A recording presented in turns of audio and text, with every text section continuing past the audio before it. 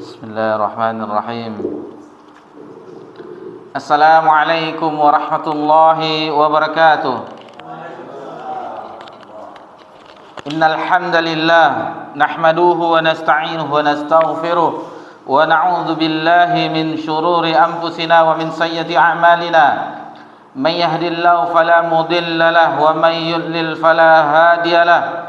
أشهد أن لا إله إلا الله وحده لا شريك له وأشهد أن محمدا عبده ورسوله صلى الله عليه وعلى آله ومن سار على نهجه وتمسك بسنته إلى يوم الدين وسلم تسليما كثيرا يا أيها الذين آمنوا اتقوا الله حق تقاته ولا تموتن إلا وأنتم مسلمون يا أيها الناس اتقوا ربكم الذي خلقكم من نفس واحدة وخلق منها زوجها وبث منهما رجالا كثيرا ونساء واتقوا الله الذي تساءلون به والأرحام إن الله كان عليكم رقيبا يا أيها الذين آمنوا اتقوا الله وقولوا قولا سديدا يصلح لكم أعمالكم ويغفر لكم ذنوبكم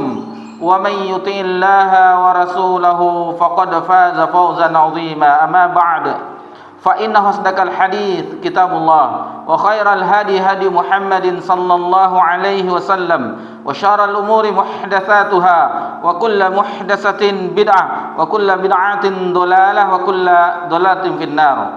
Alhamdulillah, segala puji hanya milik Allah Subhanahu wa taala. Di kesempatan yang berbahagia ini, alhamdulillah kita bisa berkumpul, bersua kembali di tempat yang mulia ini. Di salah satu rumah Allah Subhanahu wa taala dalam rangka beribadah kepada Allah Subhanahu wa taala. Semulia-mulia amalan seorang hamba itu ketika dia beribadah kepada Allah Subhanahu wa taala. Karena untuk itulah hakikat kita diciptakan oleh Rabbul Alamin.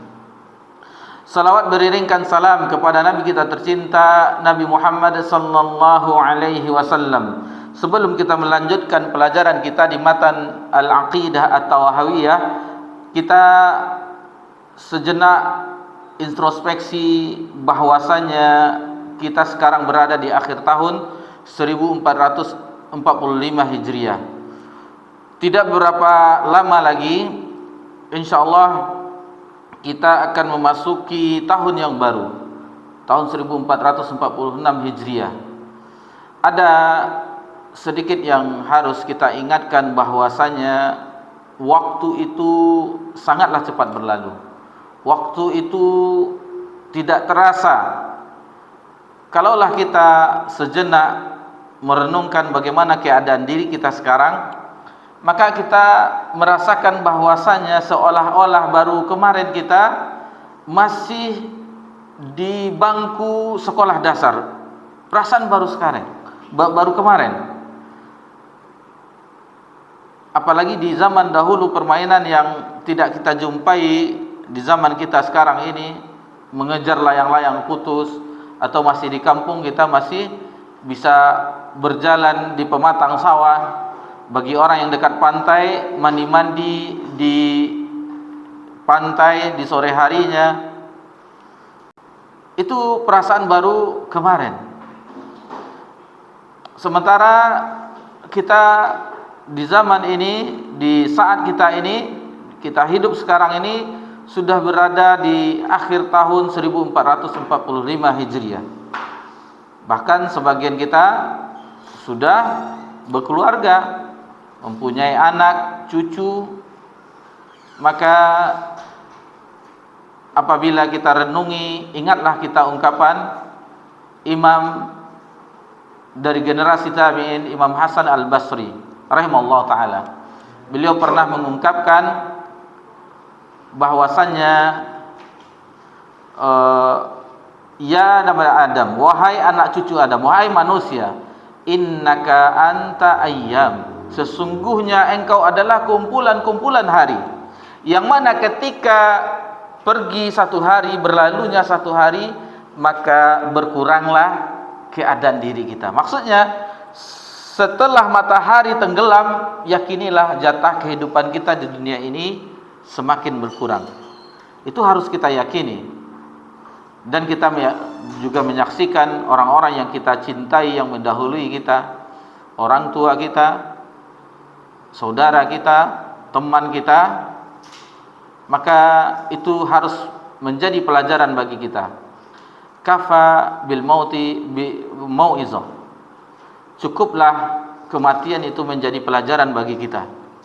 Karena semua kita yang sekarang berada di atas permukaan bumi ini, semuanya akan menyusul orang-orang yang telah mendahului kita. Maka ingatlah firman Allah Subhanahu wa taala di dalam surah Al-Hasyr ayat 18. Allah Subhanahu wa taala berfirman, "Ya ayyuhallazina amanu taqullaha." Wahai orang-orang yang beriman, bertakwalah kepada Allah. Kita diperintahkan bertakwa, karena takwa adalah sebaik-baik bekal, baik itu di dunia dan di akhirat. Wa tazawwadu fa inna khairaz zadi taqwa. Berbekallah karena sebaik-baik bekal adalah takwa. Falyanzur nafsum ma qaddamat lighad. Hendaklah setiap jiwa, setiap diri memperhatikan bagaimana keadaannya di hari esok. Maksudnya di hari kiamat kelak. Harus kita perhatikan dari sekarang. Karena waktu, kata ulama, dibagi atas 3 bagian. Waktu yang telah berlalu, yang waktu tersebut sudah terukir apakah itu amal soleh atau sebaliknya amalan buruk. Dan itu semuanya bisa diampuni oleh Allah Subhanahu wa taala dengan segera beristighfar dan bertaubat kepada Allah Subhanahu wa taala. Kemudian waktu yang sekarang kita di detik ini menghirup nafas, itulah modal kehidupan kita sekarang ini. Betapa banyak orang yang sekarang berada di dalam kuburnya ingin kembali seperti yang kita rasakan sekarang ini. Farji'na na'mal sholihan. Kembalikanlah kami ke dunia ya Allah. Na'mal salihan, kami akan beramal saleh. Itu yang diinginkan oleh orang-orang yang berada di alam kubur, dibangkitkan kembali agar mereka beramal saleh. Dan yang ketiga adalah waktu yang akan datang. Mulai setelah detik ini, besok dan seterusnya kita tidak mengetahui. Perihal yang gaib. Dan sampai kapan kita dihidupkan oleh Allah Subhanahu wa taala, itu perihal gaib. Cuman yang harus kita yakini bahwasannya kehidupan ini adalah modal seorang mukmin, modal seorang muslim agar dia mempersiapkan diri sebagaimana ayat tadi, falyanzur nafsum ma qaddamat lighad. Kemudian di ayat tadi kita selesaikan wattaqullah, diulangi oleh Allah kembali, dan bertakwalah kepada Allah. Innallaha khabirum bima ta'malun. Sesungguhnya Allah Maha mengetahui apa yang telah kamu kerjakan. Nah, jadi di sini harus kita meyakini apapun yang telah kita lakukan, yang kita amalkan, baik itu amal soleh atau sebaliknya, semuanya itu akan kita terima laporannya di akhirat kelak ketika kita dibangkitkan oleh Allah Subhanahu wa taala. Di waktu itu cepat berlalu, maka jangan disia-siakan. Dan insyaallah kita akan memasuki di pekan yang akan datang, insyaallah itu di bulan Al-Muharram. Mengenai keutamaan bulan Al-Muharram mungkin kita lanjutkan.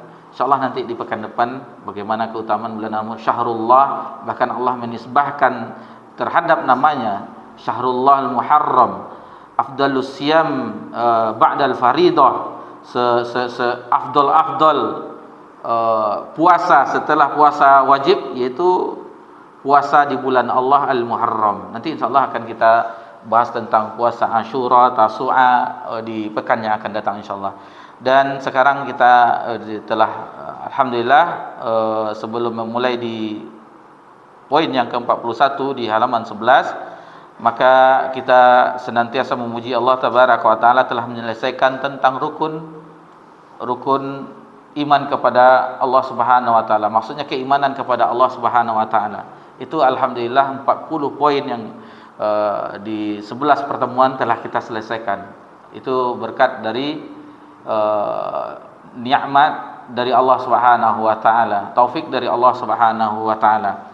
Adapun poin 41, 42, 43 dan 44 itu mengenai keimanan kepada Nabi kita tercinta Nabi Muhammad sallallahu alaihi wasallam. Ini boleh karena selain kitabullah itu boleh kita mengoreksinya. Karena kesempurnaan hanya ada di kitabullah, di dalam Al-Qur'anul Karim.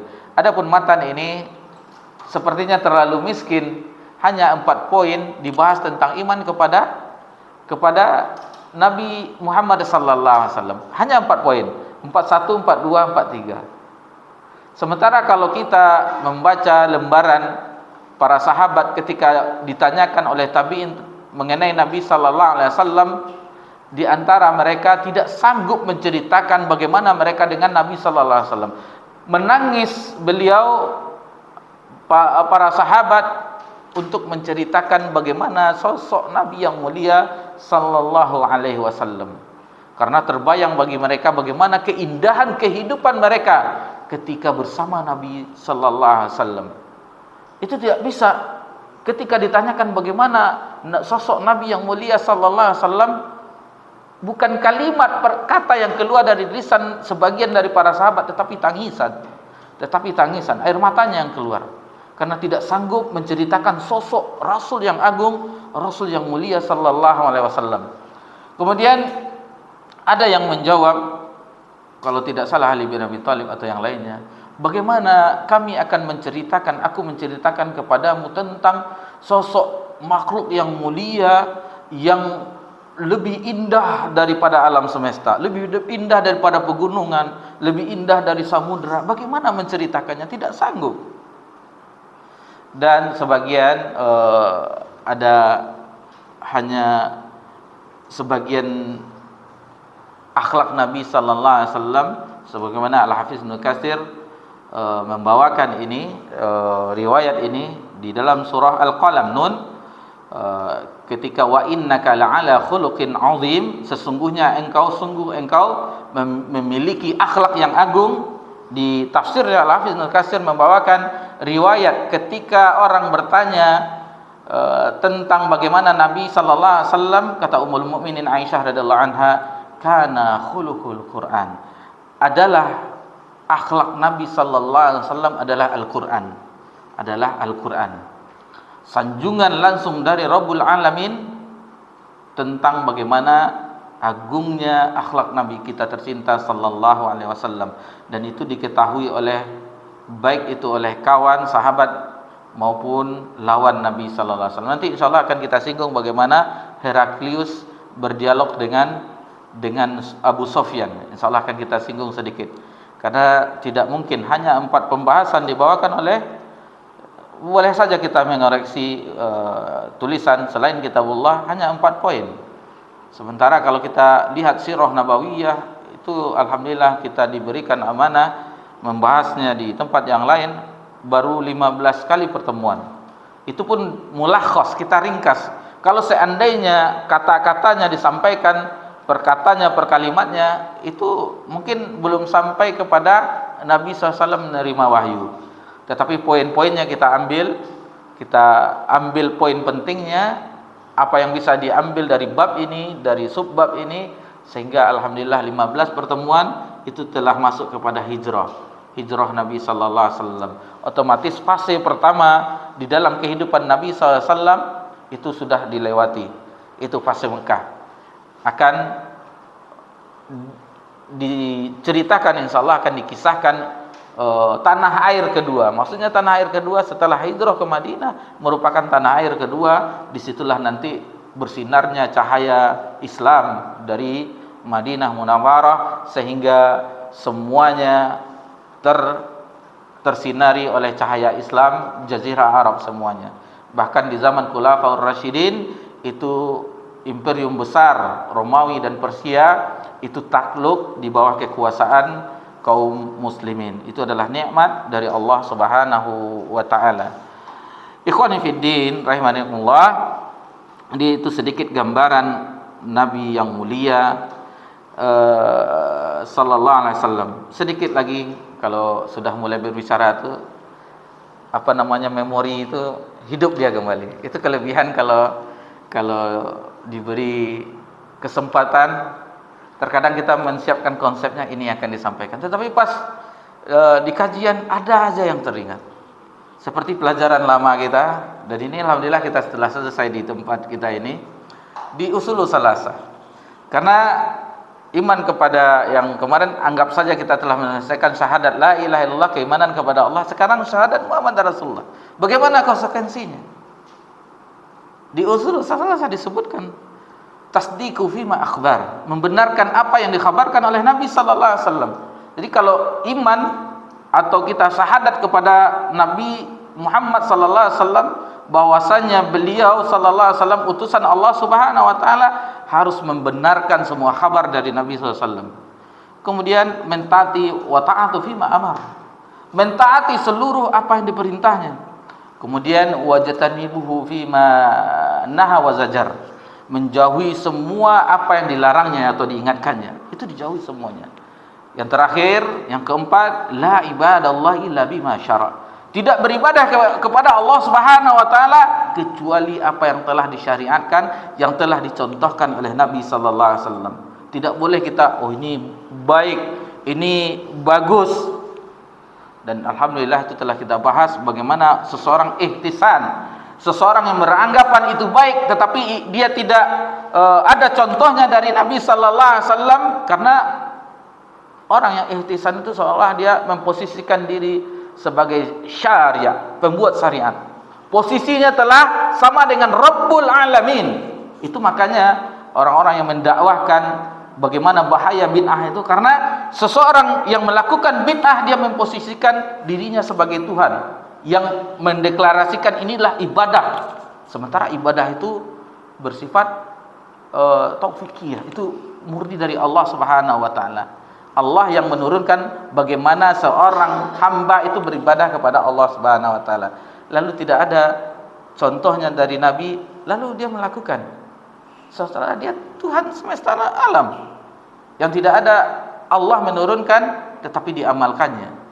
Dan bahkan kata Imam Malik, orang yang seperti ini menuduh Nabi sallallahu alaihi wasallam berkhianat. Wahai Muhammad, engkau tidak menyampaikan ini kebaikan loh untuk mendekatkan diri kepada Allah, seolah-olah Nabi SAW berkhianat, tidak menyampaikan risalah, tidak menyampaikan risalah kepada umatnya. Itu bahaya. Kalau kita lebih perdalam lagi, itu makanya sebagian asatizah kita memperingatkan tentang bahaya ini, tentang bahaya bid'ah ini. Dan ini fobia bagi saudara-saudari kita di tanah air. Kalau kita berbicara bid'ah, sudah alergi dia. Oh ini apa namanya, polisinya apa katanya, polisinya agama ini, seolah-olah dia yang begini mengetahui semuanya, sedikit-sedikit bid'ah ini segala macam, bid'ah dari ujung rambut sampai ujung kaki dan segala macam. Ini bid'ah, ini kipas angin AC bid'ah, handphone bid'ah. Sudah jelas mereka tidak memahami apa sebenarnya bid'ah secara syar'iyah, bukan lughah, bukan secara bahasa, tetapi secara syar'iyah bagaimana. Dan itu Nabi SAW memperingatkan. Dan tadi kita alhamdulillah di awal kajian menyinggung kembali bagaimana kita tidak boleh mendekatkan diri kepada Allah Subhanahu wa taala kecuali apa yang telah disyariatkan oleh Nabi kita tercinta Nabi Muhammad sallallahu alaihi wasallam. Itu konsekuensi iman, dan semuanya banyak di dalam Al-Qur'an dan hadis. Harus kita mengikuti Nabi SAW. Di antaranya yang populer yang kita ketahui dalam surah Al-Imran ayat 31, qul in kuntum tuhibbunallah fattabi'uni yuhibbukumullah yaghfir lakum dzunubakum. Jadi katakanlah wahai Muhammad, jika engkau mencintaiku, mencintai Allah Subhanahu wa taala, fattabi'uni, ikutilah aku, yuhibbukumullah, maka Allah akan mencintaimu. Tadi di ayat wa may yuti'illaha wa rasulahu faqad faza fawzan 'azima. Barang siapa yang mentaati Allah dan mentaati Rasul, maka dia telah mendapatkan kemenangan yang agung. Wa ma atakumur rasulu fakhuzuhu wa ma nahakum anhu fantahu. Apa-apa yang telah diberikan oleh Rasul maka ambillah, apa-apa yang dilarangnya maka tinggalkanlah. Jadi masih banyak ayat-ayat yang menjelaskan bahwasanya kita harus mengikuti, meneladani, beribadah hanya mengikuti Nabi kita tercinta Nabi Muhammad sallallahu alaihi wasallam. Seandainya kita tidak mau, maka alangkah lancangnya kita menjadi umatnya. Alangkah lancangnya kita menjadi umatnya. Kita telah bersahadat kepadanya, syahadatain wa asyhadu an la ilaha illallah wa asyhadu anna muhammadar rasulullah, tetapi itu hanya di lisan. Perbuatan kita tidak sesuai dengan syahadat tersebut. Baik. Itu sedikit muqaddimah untuk memasuki poin yang baru di matan ini. Maka dengan mengharap rahmat dari Allah, ridha dari Allah, taufik darinya, maka kita lanjutkan pembahasan kita tentang bagaimana Nabi kita tercinta Nabi Muhammad sallallahu alaihi wasallam. Fadhal.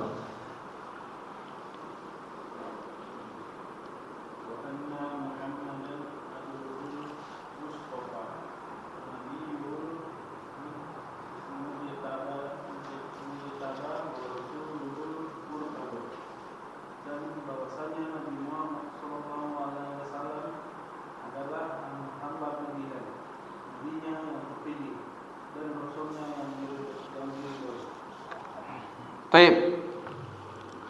Kemudian muallif rahimallahu taala Imam Abu Ja'far At-Tahawi melanjutkan di poin 41 di matan kita ini, wa anna Muhammadan abduhul mustafa, dan bahwasanya Nabi Muhammad sallallahu alaihi wasallam adalah hamba pilihan.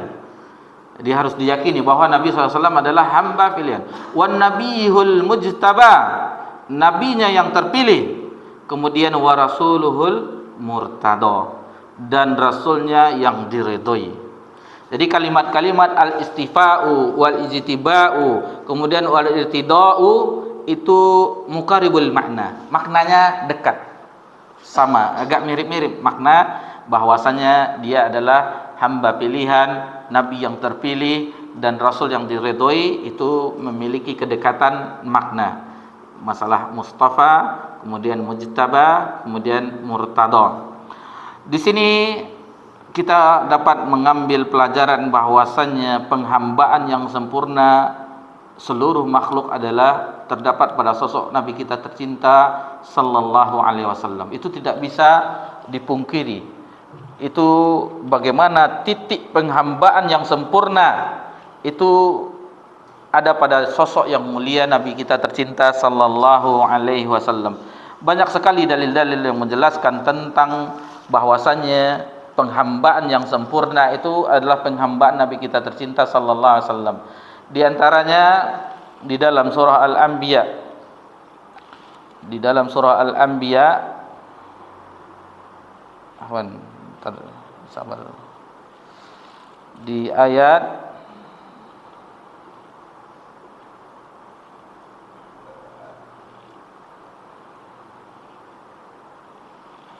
ayat 26. Allah Subhanahu wa taala berfirman, wa qalu ittakhadhar rahmanu walada subhanahu bal ibadum mukramun. Mereka berkata, Tuhan yang Maha Pemurah Ar-Rahman walada, mempunyai anak. Subhanah, Maha suci Allah, bal ibadum mukramun. Sebenarnya malaikat-malaikat itu adalah hamba-hamba yang dimuliakan. Ini menyebutkan kepada kita bahwasanya Allah menyebutkan itu seluruh malaikat-malaikat tersebut itu tidak anak perempuan Allah Subhanahu wa taala. Dan bagaimana kesempurnaan Nabi tercinta sallallahu alaihi wasallam di dalam penghambaan, bahkan Allah memanggilnya, menyebutkannya di ketika peristiwa Isra Mi'raj, subhanallazi asra bi 'abdihi. Di sini bi 'abdihi lailan minal masjidil haram ilal masjid. Allah menyebut bagaimana sosok Nabi yang mulia dengan abdihi, hambanya. Karena Nabi sallallahu alaihi wasallam abduhu wa rasuluh, hamba dan rasulnya. Jadi di nabi-nabi yang sebelumnya ada nabi itu bukan sebagai seorang hamba, maksudnya ada yang menjadi raja seperti Nabi Sulaiman, atau Nabi Daud, dan ada yang sebagai tidak mempunyai posisi-posisi yang tidak seperti Nabi SAW. Sementara Nabi SAW memilih hanya sebagai seorang hamba dan rasulnya, tidak sebagai seorang raja atau yang lainnya, hamba. Dan ini Allah memanggilnya dan menyebutnya dengan abdihi, dengan hambanya. Begitu juga dengan fa'auha ila abdi ma'auha di dalam surah An-Najm ayat 10, bahwasanya Allah telah mewahyukan kepada hambanya berupa wahyu. Wa ma yantiqu 'anil hawa in huwa illa wahyu yuha. Jadi disebutkan abdihi, hambanya. Sampai Allah Subhanahu wa taala menentang orang-orang yang tidak percaya terhadap apa yang diturunkan kepada hambanya ini. Wa in kuntum fi raibim mimma nazzalna ala abdina, jika engkau ragu terhadap apa yang diturunkan kepada hamba kami. Nah, jadi bagaimana kata-kata hamba ini ungkapan yang lembut, dan Allah Subhanahu wa taala memanggil kita di dalam surah Az-Zumar, Qul ya ibadiyallazina asrafu ala anfusihim la taqnatu mir rahmatillah. Wahai hamba-hambaku, karena ini adalah posisi yang sangat agung. Hamba Allah itu adalah posisi yang sangat agung, yang telah melampaui batas terhadap dirinya sendiri. La taqnatu mir rahmatillah.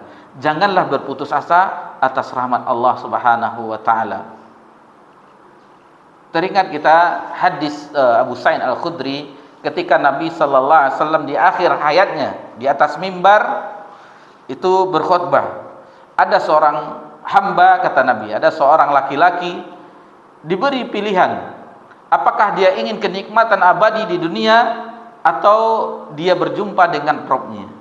Maka orang tersebut memilih berjumpa dengan Rabb-nya. Hamba tersebut memilih berjumpa dengan Rabb-nya. Ketika yang hadir hanya satu orang yang menangis, yaitu Abu Bakar As-Siddiq. Sehingga di dalam riwayat tersebut Abu Sa'id Al-Khudri mengatakan, ada apa gerangan dengan laki-laki tua ini? Karena Abu Bakar adalah syuyukh, orang-orang tua dari generasi sahabat ketika itu. Kenapa dia? Apa yang terjadi dengan orang tua ini menangis? Kata Abu Sa'id Al-Khudri, kami memahami setelah Nabi sallallahu alaihi wasallam wafat, bahwasanya di antara kami yang lebih memahami apa yang disampaikan oleh Nabi sallallahu alaihi wasallam adalah Abu Bakar As-Siddiq radhiyallahu anhu. Jadi laki-laki yang disebutkan, yang memilih tersebut, hamba tersebut adalah Nabi sallallahu alaihi wasallam. Diberi pilihan ketika mendapatkan kenikmatan abadi di dunia atau berjumpa dengan Rabb-nya, maka dia memilih berjumpa dengan Rabb-nya. Akhirnya Nabi sallallahu alaihi wasallam diwafatkan oleh Allah Subhanahu wa taala. Jadi masih banyak tentang ya ibadi itu banyak kita jumpai, baik itu dalam Al-Qur'an dan hadis, dan itu adalah puncak tertinggi dari kedudukan seorang makhluk, hamba Allah Subhanahu wa taala, dan itu diraih oleh Nabi kita tercinta Nabi Muhammad sallallahu alaihi wasallam. Tidak ada satupun makhluk Allah Subhanahu wa taala yang pernah ada di dunia ini yang melebihi ubudiyahnya, penghambaan dirinya, melainkan Nabi kita tercinta sallallahu alaihi wasallam, melebihi para nabi dan rasul. Ini juga diakui oleh kita teringat hadis hadis syafaatul uzma. Syafaatul uzma, syafaat yang uzma, di mana Nabi sallallahu alaihi wasallam yang khusus untuk syafaatul uzma, syafaat yang agung ini. Manusia dibangkitkan di hari kiamat belum ada keputusannya. Jadi mereka dibangkitkan dengan keadaan ketakutan, dengan keadaan khawatir di yaumil mahsyar. Maka datanglah mereka berbondong-bondong manusia kepada Adam agar ditegakkan hisab, agar ditegakkan hisab, perhitungan. Maka Adam pun mengakui kesalahannya, bahwa dia ketika dahulu telah mendekati sebuah pohon yang dilarang oleh Allah sehingga dikeluarkan dari surga, sehingga Adam pun mengisyaratkan bahwa dia tidak malu terhadap Allah karena telah telah berdosa kepada Allah Subhanahu wa taala. Kemudian manusia berbondong-bondong pergi kepada Nabi Nuh alaihissalam. Nabi Nuh pun demikian, malu terhadap Allah karena telah merasa dirinya berdosa. Nabi Nuh merasa berdosa karena telah berdoa kepada Allah agar kaumnya dimusnahkan, sehingga terjadi banjir besar, air yang mencurah, hujan yang mencurah dan dari dasar bumi, sehingga tidak ada yang tinggal ketika itu di permukaan bumi kecuali orang yang beriman. Adapun orang-orang yang kafir, bahkan anak Nabi sendiri, Nabi Nuh sendiri itu tenggelam di banjir yang besar. Kemudian ya manusia pergi ke Nabi Musa. Nabi Musa pun merasa bersalah karena pernah terjadi antara Bani Israel dengan kaumnya Fir'aun perkelahian. Nabi Musa melarainya, menyabarkannya, menstopnya, bahasa kita. Jangan-jangan, tetapi karena Nabi Musa seorang laki-laki yang kuat, sehingga orang dari kaumnya Fir'aun itu mati. Gitu Nabi Musa, awas jangan gitu, mati orang kayak gini. Allah takdirkan mati, sehingga akhirnya Nabi Musa dikejar-kejar, dan Nabi Musa itu merasa bersalah karena merasa telah membunuh. Sebenarnya itu tidak sengaja. Dan terakhir akhirnya manusia berbondong-bondong datang kepada Nabi Isa, adapun tidak sanggup. Ini ungkapan Nabi Isa alaihissalam, Al-Masih alaihissalam, yaumal qiyamah idza zalabu minhu syafa'ata ba'dal anbiya alaihi wassalam, izhabu ila Muhammad, pergilah kamu semuanya kepada Muhammad, abdun ghufira lahu ma taqaddama min dhanbihi wa ma ta'akhkhar, seorang hamba yang telah diampuni dosanya yang telah lalu dan yang terakhir. Kemudian fasahala lahu tilkal martabatu bi takmili ubudiyati Allah taala, karena Nabi sallallahu alaihi wasallam tingkatan ubudiyahnya, penghambaan dirinya kepada Allah Subhanahu wa taala itu pada level sempurna. Tidak ada orang yang lebih bertakwa melebihi Nabi sallallahu alaihi wasallam. Tidak ada orang yang melebihi penyabar melebihi Nabi sallallahu alaihi wasallam. Tidak ada orang yang melebihi dermawan melebihi Nabi sallallahu alaihi wasallam. Bahkan kalau di hadis di Ramadan, bagaimana Nabi dermawannya, lebih dermawan ajwadu minar rihil mursalah, lebih dermawan daripada angin yang berembus. Itulah Nabi kita tercinta sallallahu alaihi wasallam. Puncak kesempurnaan dari seorang hamba yang sempurna adalah Nabi kita tercinta, Nabi Muhammad sallallahu alaihi wasallam. Kemudian yang bisa kita bahas bahwasanya untuk membuktikan kenabiannya, maka Nabi SAW itu diberi mukjizat. Banyak mukjizat Nabi sallallahu alaihi wasallam, yang membelah bulan, yang keluar air dari celah-celah jari jemarinya, yang makanan hanya sedikit makanan tetapi bisa para sahabat memakannya. Banyak sekali mukjizat Nabi sallallahu alaihi wasallam. Dan salah satu yang menyaksikan tentang mukjizat Nabi sallallahu alaihi wasallam sehingga akhirnya beriman adalah Abdullah bin Mas'ud. Abdullah bin Mas'ud ketika mengembala kambing, Nabi sallallahu alaihi wasallam meminta air susu kambing. Lalu dikatakan bahwasanya tidak boleh, karena dia amanahnya tidak boleh memberikan. Begitu sudah amanah. Kalau begitu kata Nabi SAW, berikan kambing yang belum ada air susunya. Lalu Nabi berdoa kepada Allah Subhanahu Wa Taala. Musa akhirnya keluar dari yang sebelumnya belum keluar air susu, akhirnya keluar air susu. Melihat kejadian ini bukan orang sembarangan, kata Abdullah bin Mas'ud. Pasti ini bukan orang sembarangan yang biasa. Akhirnya Abdullah bin Mas'ud beriman, termasuk as-sabiqun al-awwalun, termasuk orang yang pertama-tama beriman kepada Nabi SAW pada periode awal di Mekah. Dan mukjizat yang terbesar yang kita sampai di zaman ini, yang sampai akhir zaman adalah Al-Quranul Karim. Itu mukjizat yang paling besar Nabi kita tercinta sallallahu alaihi wasallam. Ikhwani fiddin rahimakumullah.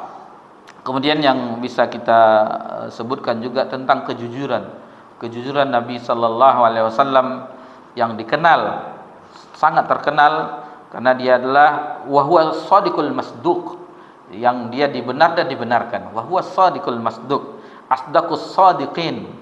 Dan memang begitulah Nabi sallallahu alaihi wasallam berada di puncaknya, karena di dalam sahihain Nabi sallallahu alaihi wasallam pernah bersabda, annahu qala alaikum bis-sidq, hendaklah kamu itu jujur, fa inna sidqa yahdi ilal bir, karena jujur itu akan mengantarkan kepada kebaikan, wa innal birra yahdi ilal jannah, dan kebaikan itu akan mengantarkan kepada surga. Wala yazalur rajulu yasduqu wa yataharras sadaq hatta yaktubu indallahi siddiqan.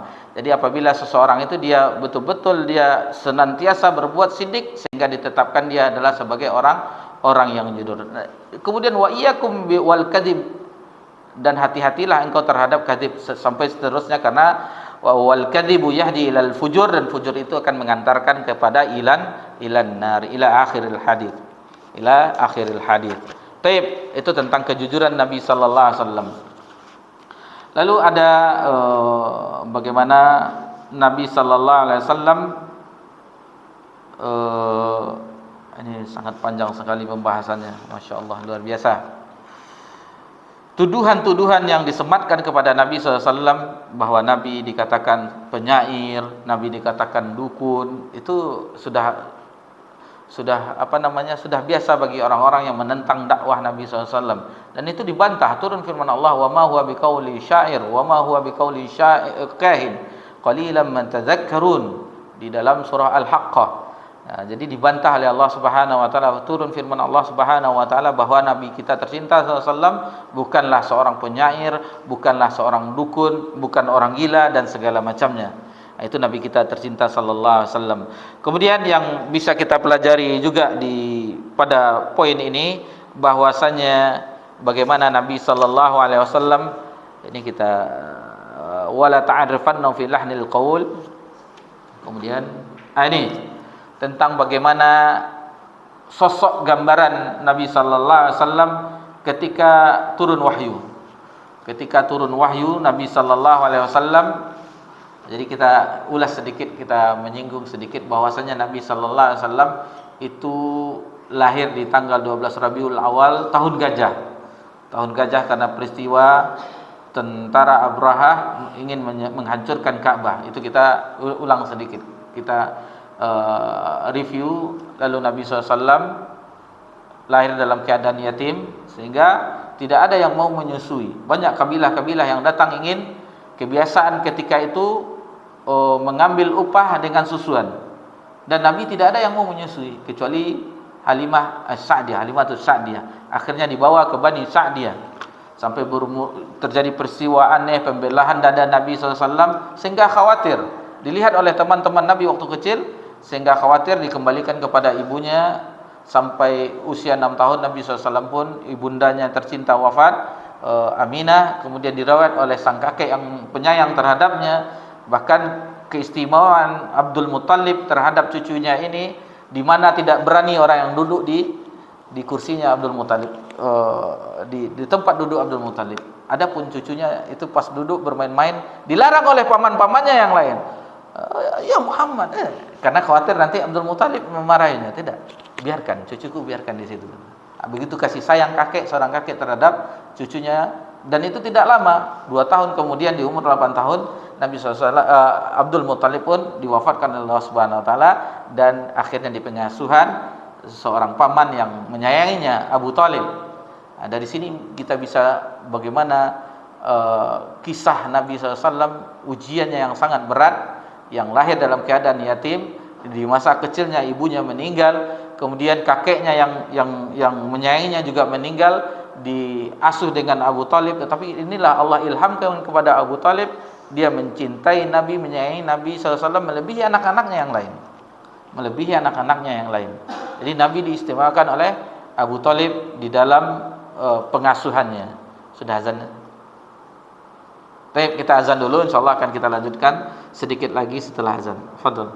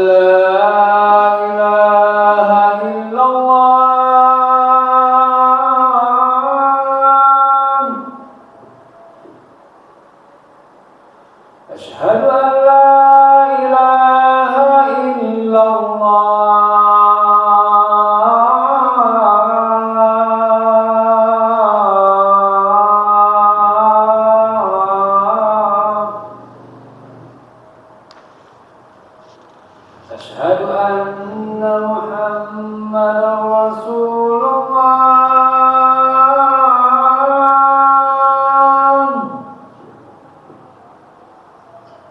أشهد أن محمدا رسول الله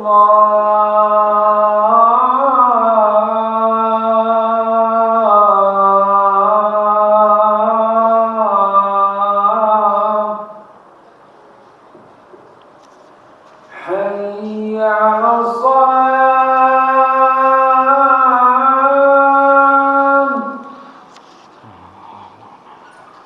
حي على الصلاة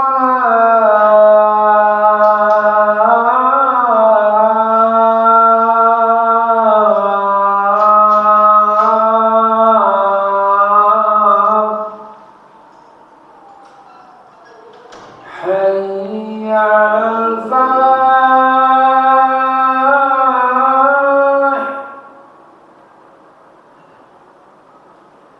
حي على الفلاح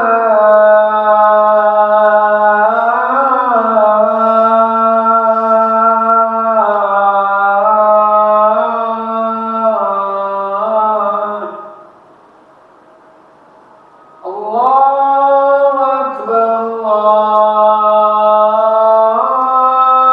الله أكبر لا إله إلا الله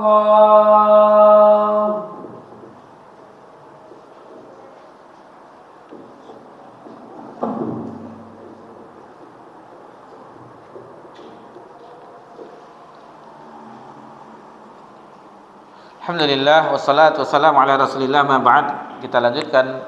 Dan kemudian Nabi SAW ketika itu mengembala kambing di masa tersebut, dan juga diajak oleh pamannya Abu Thalib berdagang ke Syam. Dan kita mengetahui bagaimana berjumpa dengan seorang pendeta Buhairah, tentang kekhawatiran Nabi sallallahu Buhairah tentang bagaimana dia memperhatikan Nabi sallallahu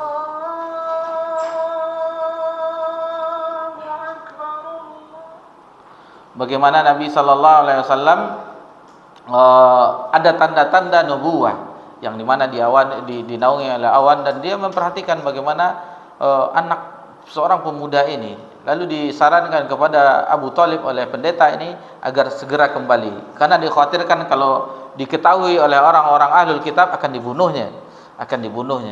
Maka sampai usia menikah dengan Khadijah sampai di usia 40 tahun, ini dia baru Nabi tidak tenang dengan kondisi Mekah, sehingga Nabi menyendiri di Gua Hira. Dan tepatnya di bulan Ramadan, setelah bolak-balik, akhirnya Nabi SAW turunlah Jibril. Dan itu yang pertama, nubi'a bi Iqra wa ursila bil Muddatsir. Nabi SAW menjadi Nabi dengan turunnya wahyu Iqra. Bismi rabbikal ladzi khalaqal insana min 'alaq, Iqra wa rabbukal akram alladzi 'allama bil qalam 'allamal insana ma lam ya'lam. Kemudian setelah wahyu itu turun, diperintahkan oleh Jibril, Iqra wa ma ana biqari, kata Nabi SAW, sesungguhnya aku tidak bisa membacanya. Dengan kejadian itu Nabi khawatir, dan pulang melihat kekhawatiran itu dilihat oleh Khadijah radhiyallahu anha ummul mukminin, tidak seperti kaum wanita di zaman sekarang yang cemas dulu melihat keadaan. Tapi Nabi SAW selimutilah aku, langsung diselimuti. Dan setelah bangun, maka disitulah bagaimana peran seorang istri yang salehah, istri yang bertakwa kepada Allah Subhanahu wa taala, yang menenangkan suaminya. Jadi ketika itu Nabi sangat khawatir, inni qad khasyaitu ala nafsi, sesungguhnya aku mengkhawatirkan, takut terhadap diriku sendiri. Faqalat kalla wallahi la yukhzika Allahu abadan. Kata Ummul Mukminin Khadijah radhiyallahu anha menghibur Nabi SAW, sesungguhnya Allah tidak akan menghinakanmu selamanya. Innaka litasilur rahim wa tasdukul hadits wa tahmilul kalla wa taqridud dhaif wa taqsibul ma'dum Jadi disebutkan tentang bagaimana Nabi sallallahu alaihi wasallam keadaannya yang menyambung silaturahmi, yang memberikan makan terhadap orang miskin, yang memuliakan tamu, yang membela kebenaran. Itulah Nabi kita tercinta sallallahu alaihi wasallam yang disebutkan oleh Ummul Mukminin Khadijah radhiyallahu anha, sehingga akhirnya dibawa ke rumah anak pamannya, yaitu Waraqah bin Naufal. Taib, itu mengenai Khadijah radhiyallahu anha. Adapun Najasyi kita mengetahui hijrah itu, sebelum hijrah ke Yathrib, ke Madinah, Nabi hijrah ke Habasyah, yang pemimpinnya ketika itu digelari dengan Najasyi. Ketika Najasyi pernah terjadi, kita ada dua orang tokoh, diantaranya Amr bin As sebelum memeluk Islam, tokoh yang orator, yang bisa mempengaruhi dengan ucapannya. Diutus ada dua orang, satu lagi lupa namanya, agar orang-orang yang hijrah ke Habasyah ini dikembalikan lagi ke Mekah. Namun Najasyi adalah raja yang adil, sehingga dipanggil, maka menjadi juru bicara ketika itulah Ja'far bin Abu Talib. Maka Ja'far pun apa yang telah diajarkan oleh orang yang mengaku Nabi ini akhirnya dibacakan oleh Ja'far bin Abu Talib surah Maryam. Ketika mendengar surah Maryam dibacakan, maka keluarlah air mata Najasyi mendengarkan firman Allah Subhanahu wa taala.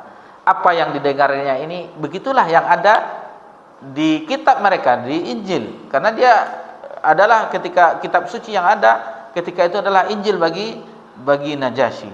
Itu tentang pengakuan Najasyi tentang apa yang dibawa oleh Nabi sallallahu alaihi wasallam. Kemudian Waraqah bin Naufal, yang tadi yang terputus kisahnya. Lalu ketika Nabi telah mendengar, telah dihibur oleh Khadijah radhiyallahu anha, maka pergilah dia ke rumah pamannya, Isma' min ibni akhika ma yaqulu fa akhbarun nabi bima ra'a fa qala hadha huwa an-namus. Jadi setelah diceritakan oleh Nabi sallallahu alaihi wasallam, maka Waraqah bin Naufal mengatakan hadha huwa an-namus. Namus adalah bahasa Ibrani, yang maksudnya itu adalah Jibril alladzi kana yati Musa, yang sebagaimana telah datang dahulu kepada Musa. Jadi Waraqah bin Naufal ini adalah seorang yang yaktubul Injila bil Arabiyyah, yang menulis Injil, menerjemahkan Injil ke dalam bahasa Arab. Baik. Kemudian yang terakhir, bagaimana tanggapan yaitu dialog antara Malikur Rum Heraklius dengan Abu Sufyan, dan ini terdapat di dalam Sahih Bukhari di bab Badiul Wahyu. Itu sangat panjang dialognya. Jadi Abu Sufyan, Heraklius bertanya kepada Abu Sufyan, dan ketika itu Abu Sufyan menjawab dengan sejujur-jujurnya. Seperti pertanyaan, hal kana fi abaihi min malik, apakah dia dari orang tuanya seorang raja? Faqalu la, tidak. Hal qala hadzal qawlu ahadun qablah, apakah ada yang berkata sebelum dia seseorang pun? Faqalu la. Kemudian ditanyakan lagi, ahwa zu nasabin fikum? Faqalu na'am. Apakah dia memiliki nasab? Nabi memiliki nasab yang mulia. Muhammad bin Abdullah bin Abu Muthalib bin Hasim bin Abdi Manaf sampai Nabi Ismail, sampai Nabi Ibrahim alaihissalam. Jadi banyak pertanyaan, bagaimana orang yang mengikutinya, kata Heraklius, apakah dari orang yang terpandang atau orang yang biasa-biasa saja atau orang yang hina di antara kalian? Maka yang pertama kali itu yang mengikuti Nabi SAW kebanyakan adalah dari orang yang hina, maksudnya dari budak, dari orang miskin, yang awal-awal mengikuti Nabi SAW. Itu yang awal-awal. Mungkin kalau Pak Wen awal ngaji tahun berapa? Awal ngaji 2000 berapa? 2008. Mana yang banyak orang pakai sepeda motor daripada pakai mobil? Sama-sama. Itu. Jadi awal-awal yang mengikuti kebenaran itu orang yang di bawah. Dan kita waktu zaman kajian di Masjid Akram Munas, sepeda motor yang banyak, mobil itu sedikit, dan masih ada yang berjalan kaki. Masih ada yang berjalan kaki. Nah, itu bagaimana awal-awal orang yang mengikutinya? Dan alhamdulillah sekarang hikmahnya kalau orang yang kaya mudah pembangunan, dan kita semua sarana dan prasarana itu mudah. Tetapi untuk awal-awal itu sebagaimana di zaman Nabi, yang awal-awal mengikuti Nabi yang banyak itu dari budak, dari kaum du'afa, dan pembesar-pembesarnya seperti Abu Jahal, yang lain, dan Kuronjo, dan yang lain-lainnya banyak, Utbah bin Rabi'ah, banyak yang masih menentang Nabi SAW, menentang dakwah Nabi sallallahu alaihi wasallam. Taib. Itu mengenai Heraklius yang bisa nanti dicek kembali karena beberapa halaman pertanyaan. Jadi ditanyakan juga oleh Heraklius, apakah di antara orang yang ikut itu ada yang murtad, maksudnya tidak beriman lagi? Tidak. Jadi setelah orang beriman kepada Islam itu tidak ada yang keluar lagi di zaman Nabi SAW ketika di awal-awal tersebut. Tapi kalau di sekarang, kalau sudah ngaji 2 tahun dah hilang dari majelis ilmu. La haula wala quwata illa billah. Jadi benarlah apa diungkapkan oleh orang yang tidak ada yang kita irikan di zaman sekarang, orang-orang yang telah mengenal hidayah. Tidak ada yang kita irikan, kecuali bukan iri dengan kendaraannya yang bertukar, atau irinya dia membangun lembaga pendidikan. Yang kita irikan terhadap orang yang telah mengenal hidayah adalah istiqomah mereka. Istiqomah mereka, yang mereka mungkin dari awal mengaji sudah 20 tahun mengaji, itu yang kita iri terhadap mereka. Istiqomah mereka itu. Tapi kalau sekedar casing, tumbuh jenggot, celana cingkrang, itu banyak itu. Itu banyak sekali. Dan dikatakan bagaimana ini udah enggak tahu lagi apa yang dibahas, dan karena ini usul ini tentang dakwah, tidak mengetahui. Karena yang mereka cuman mendapat celupan, waliyazubillah, tidak mau lagi hadir di kajian, dan kalau ada ustadz-ustadz kondang yang datang baru dia hadir. Nah, itu yang kita miris sekali, kasihan sekali. Dan itu ada sebuah kisah, ini sekedar pelajaran, sebenarnya sudah banyak orang yang telah istiqomah yang kita perhatikan sejak belajar dengan Buya Jufri Effendi Wahab rahimahullah taala. Beliau telah hadir di majelis beliau di Jalan Bintan, Jalan Sumatera, dan masih hadir di kajian sampai sekarang ini. Bayangkan, sudah puluhan tahun, bahkan ketika ustadz-ustadz kita masih di pondok pesantren, mereka telah mengaji bersama Buya di tahun 1985, 87, sampai sekarang masih belajar, mau juga hadir. Apakah kita tidak iri dengan orang-orang seperti itu, yang beliau telah memutih rambutnya, ubannya banyak sekali, tetapi mau hadir sejak awal. Kalau kita mungkin baru 10 tahun, 15 tahun, itu wajar. Ini sudah tahun 85 sampai sekarang hampir sudah 30 tahun mau juga hadir di kajian. Nah, itu yang kita bagaimana bisa istiqomah di dalam hadir. Karena hadir di dalam majelis ilmu itu banyak tantangannya. Ada saja pembahasannya itu saja, ini padahal kita hadir di sini itu sudah, seandainya kita meyakini hanya satu hadis Nabi sallallahu alaihi wasallam, man salaka tariqan yaltamisu fihi ilman sahalallahu lahu tariqan ilal jannah, atau kama qala Rasulullah. Barang siapa yang keluar dalam rangka menuntut ilmu, mempelajari agama Allah, maka Allah mudahkan jalannya menuju surga. Seandainya itu kita pahami, ngapain mengaji-ngaji tarikh itu? Adin new masuk surga udah, kok hadisnya habis perkara kan. Ngapain kita hadir majelis ilmu? Ingin masuk surga, selesai. Karena di majelis ilmu kita akan ingat akan Allah tabaraka wa taala. Kita mengingat Allah subhanahu wa taala, ingat akan akhirat, bukankah ingat akan kematian. Tadi di awal-awal kajian kita menyinggung tentang kematian, alangkah cepatnya ka'annahum yauma yarawnaha lam yalbasu illa 'ashiyatan aw duhaha. Karena kita itu hidup hanya sebentar. Hanya di antara waktu duha saja kita hidup. Berapalah waktu duha? Hanya 2 jam atau 3 jam setelah terik matahari. Itulah jatah sebenarnya kehidupan kita di dunia.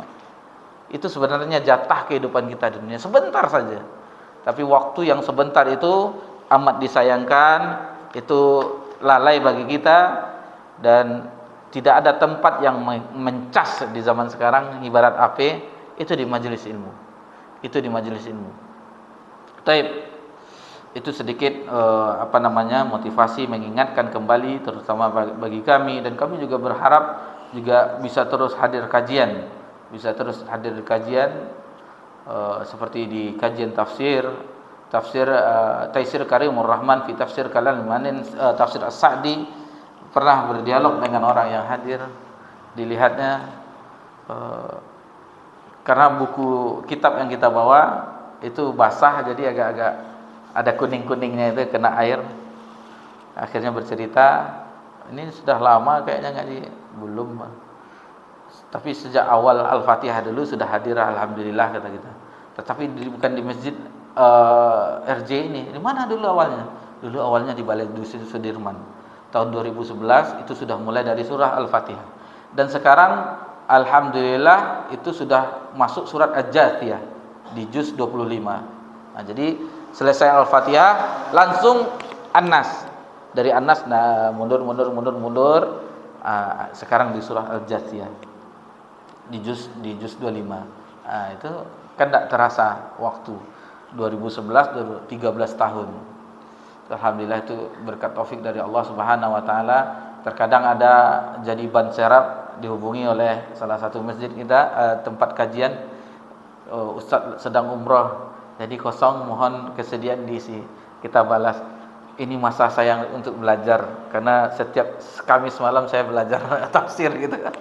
Dibalas dengan, supaya kita tetap istiqomah, kita butuh belajar juga. Kita butuh belajar, dan alhamdulillah di dalam kajian ini sebelum kita menyampaikan ke bapak-bapak, ikhwani fiddin, kita membaca dulu. Bukankah itu belajar?